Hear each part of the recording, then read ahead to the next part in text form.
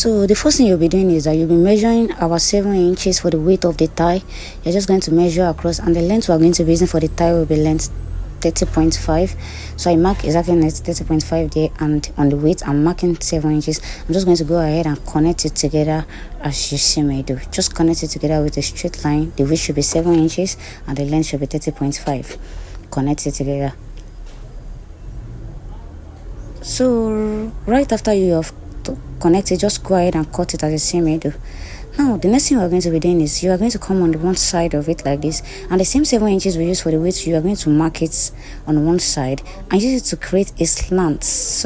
Alright, I think it's more you are viewing it better like this. Just connect the slant like this to the extreme edge of the other line and connect it in that manner. So you're just going to fold it in the way you see me do, in the manner you see me do. Just fold it like that. It will giving you a kind of triangular vibe, and so I've gone ahead to sew it as you can see, and I'm just flipping it over to the right side. So what I'm going to be doing here is not so hard.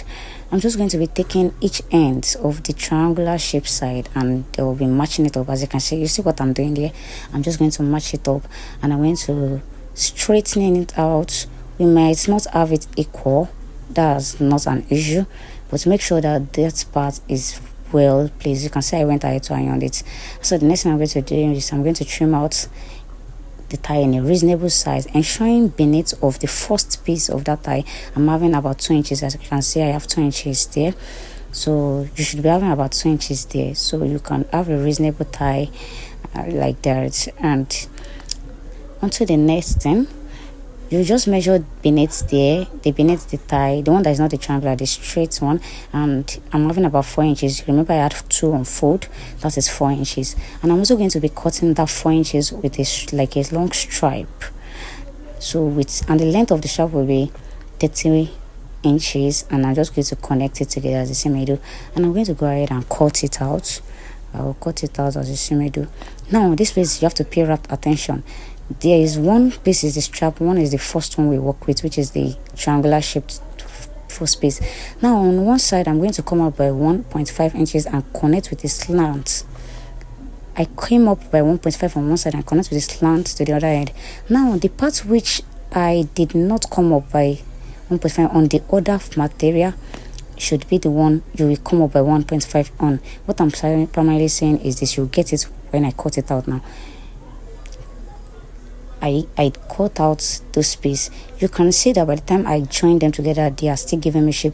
So one must, if you're putting 1.5 on one side of one fabric, on the other one should be on the other side, and you create your slants. So you go ahead and join it. So I've gone ahead to join it and do it to also give it a good iron press.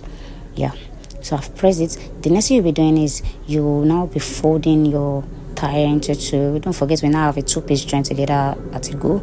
You go ahead and fold it, and you give it a thorough iron press. So what I'll be doing next is I'll be coming to the end of the other strap, the one that is 4 inches, and create a triangular shape as you see me do. I will just create a triangular shape, and from there I'll be just after I create the triangular shape, I'll be measuring 1.5 inches in that slanted manner also. 1.5 inches, and I'll be connecting it with a straight line into the entire distance. So I'll be sewing from there. I'll first sew the slanted part, then I'll sew the one that is like a straight line. So I've sewn the slanted part as you can see, and I'm trimming off the excess. So I'm just going to go ahead and remeasure 1.5 as I said earlier, and I'm going to just connect it like and sew all the way to the very extreme end to the triangular part of the tie. So I'm just using my chalk to trace it out. So this is what I'm practically saying. You can see the way I'm joining it. I'm just trying to join it to the very extreme end of the other part of the tie. Can you see? And of course I have to trim off my excesses.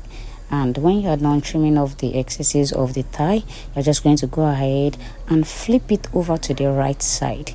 So I've gone ahead to flip it over to the right side. Of course, you have to give it a good press, ensuring that the seaming allowance is at the center, and you will see that on the other side of it, you're having your tie shape perfectly.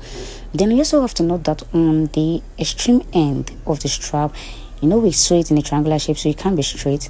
You have to do it to give it the iron press. You can see where I'm showing you right now. It has to give it that shape. If you look at your tie, the other side is having this kind of shape exactly. That was why we sew it in that manner. So I've gone ahead to press it, and you can see what it is looking like. Please do it to like this video, share, comment. You can see what our tie is looking like. Thank you.